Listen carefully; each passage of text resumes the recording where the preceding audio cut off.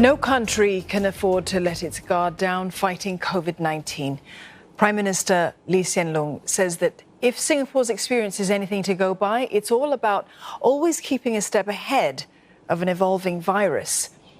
Now, other lessons so far include how important international cooperation is to keep trade going and supply chains open.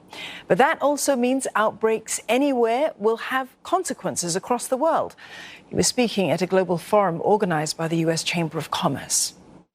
India worries us a lot, but it's not just India where it's who are in a very difficult spot now. But Latin America has had a very difficult time. And in other parts of the world, Africa, for example, where cases are still low, at least the reported cases, but it's not, the vaccinated population is very low also. And we are very anxious that what has happened to the rest of the world will not befall Africa too, which would have consequences not just on that continent. Mr. Lee adds that Singapore wants to work with the United States in areas such as the digital economy and sustainability, calling these politically more acceptable in America. Meantime, he urged the US to return to the mega free trade deal, the CPTPP. I think realistically that you're busy now and the political climate in Congress and in the country probably wouldn't push for this, to put it very mildly. But I hope that the mood will change and you will find your way forward to have a positive trade agenda before too long, and possibly one day find a way to work your way back into the CPTPP. After all, America was a major architect of that. And the House is basically what America had a part in designing and crafted, even now.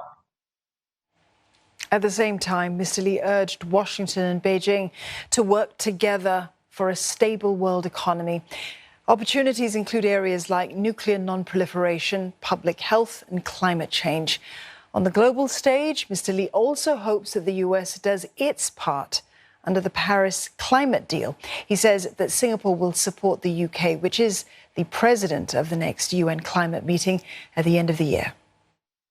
Everything is at stake because it's not just 1 or 2 degrees Celsius, but what that means for sea levels, what that means for storms and droughts, what that means for coastal cities and low-lying areas, and what that means for war and peace, because climate change means large social and economic disruptions and migrations and human conflict.